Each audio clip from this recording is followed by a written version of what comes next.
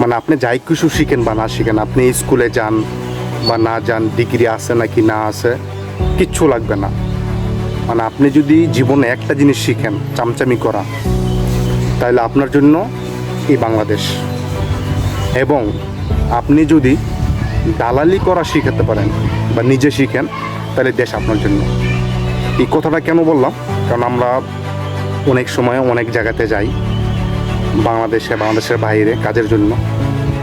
সেখানে চামচামির জন্য সেরা বাংলাদেশ, দালালি করার জন্য। মানে ও কাজ নিয়ে কোনো টেনশন নাই, ঠিক আছে? মানে ও কাজ ঠিক মতো করতেছে কি না করতেছে, কেউ আসতেছে কি না আসতেছে, বসের সাথে ও চামচামিটা সে করবে, ঠিক আছে?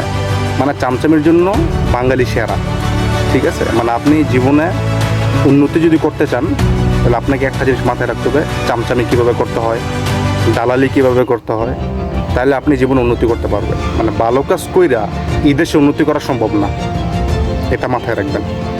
মানে আপনি ভালো কাজ কইরা এই দেশে উন্নতি করা সম্ভব না। খারাপ কাজ যদি করেন আপনি, অতি তাড়াতাড়ি সাকসেস হবে আপনার, ঠিক আছে?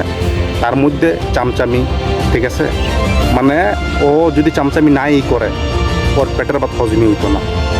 ও সকালে খাক, বিকালে খাক, রাতে খাক, মানে চামচামি ওর জন্য ফরজ হয়ে গেছে। যেরকম আমাদের জন্য নামাজ পড়া ফরজ, বা এটা ওইটা করা ফরজ, মানে ওদের জন্য চামচামি দালালি করা ফরজ হয়ে গেছে।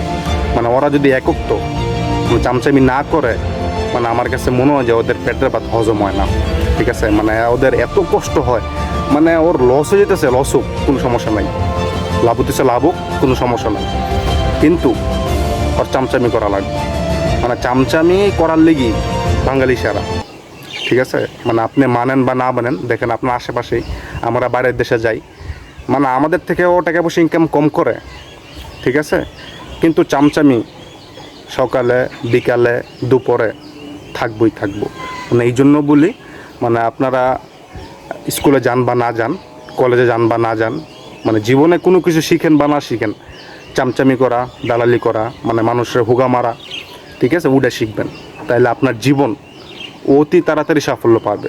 মানে সাফল্য আপনাকে আটকে রাখতে পারবে না কেউ, ঠিক আছে? কারণ এটাই এখন জীবন, এটাই বাস্তবতা। তো সবাই ভালো থাকবেন, লাইক কমেন্ট শেয়ার করবেন।